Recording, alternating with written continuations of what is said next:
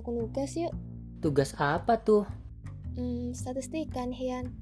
Rencananya, aku tuh mau survei sistem pembelajaran selama masa COVID ini. Oh, boleh. Jadi, aku ngumpulin data dulu. Nanti kamu bantu hitung ya. Oke.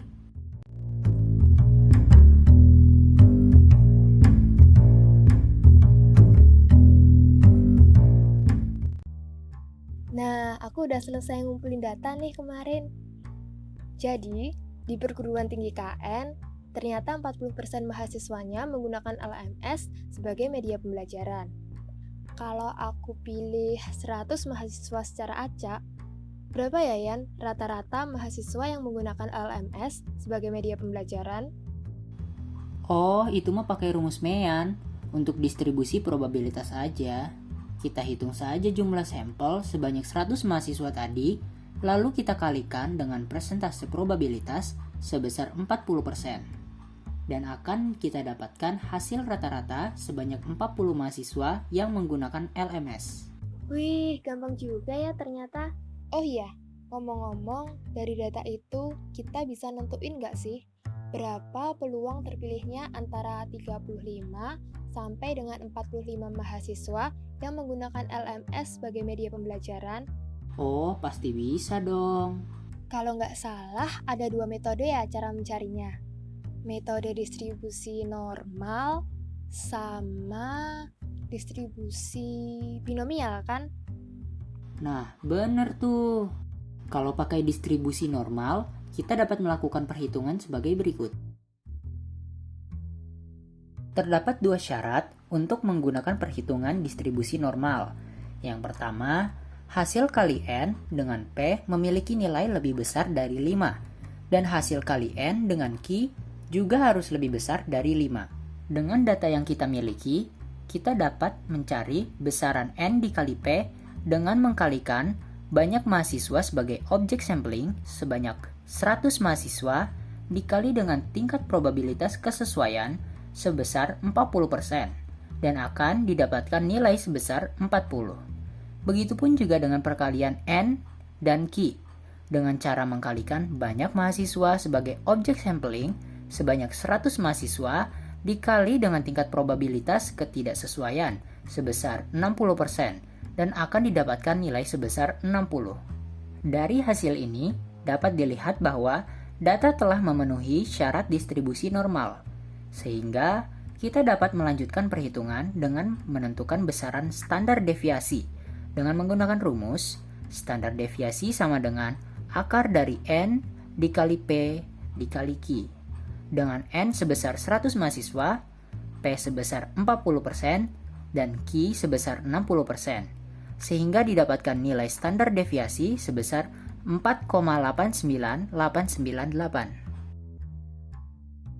Setelah semua data terkumpul, kita dapat menentukan probabilitas terpilihnya 35 sampai dengan 45 mahasiswa dengan rumus berikut. Dengan ketentuan continuity correction, kita akan mengadjust batas bawah dan batas atas dengan menambah dan menguranginya sebanyak 0,5 poin, sehingga diperoleh hasil berikut. Setelah kita melakukan perhitungan aritmatik, kita akan mendapatkan masing-masing nilai Z-score sebesar minus 0,92 dan 0,92.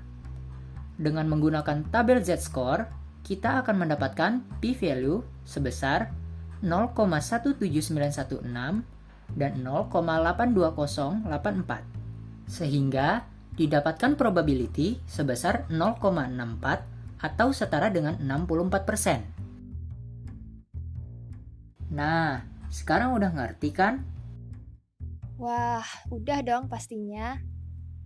Oke, aku mau tanya, berapa probabilitas tepat 50 mahasiswa dari 100 sampel tersebut?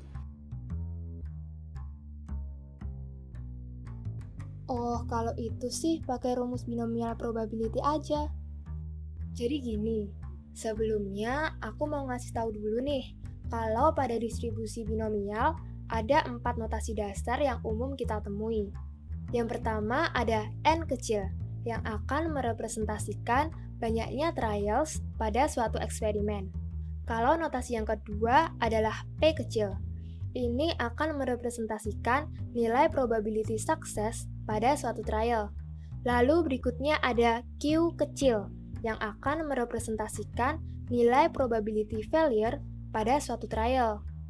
Nah, karena untuk setiap trialnya hanya akan menghasilkan dua kemungkinan outcomes, yaitu sukses ataupun failure, maka nilai probability failure pada suatu trial dapat dicari dengan cara 1.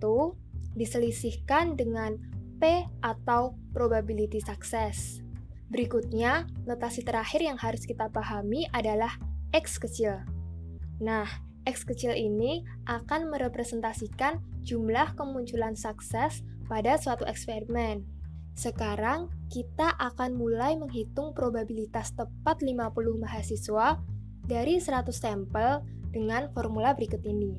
Nah, dapat dilihat kan bahwa probability untuk X sama dengan kombinasi dari pengambilan X objek dari sekumpulan N objek dikali dengan probability sukses pangkat X, lalu dikali Q pangkat N min X, di mana N min X merupakan representasi jumlah trial yang gagal atau failure.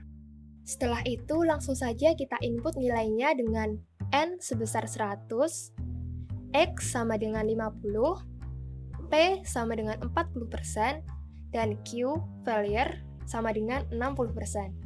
Lalu kita akan mencari nilai kombinasinya terlebih dahulu, yang dapat dijabarkan dengan rumus N faktorial dibagi N min X faktorial dikali X faktorial. Selanjutnya kita masukkan saja angka dari data yang telah diketahui sebelumnya, dan akan didapatkan hasil probabilitas tepat 50 siswa sebesar 0,0103 atau 1,03%. Udah kan gitu aja? Wah, keren. Bener banget caramu tadi. Jadi, gampang kan statistika? Lumayan gampang sih.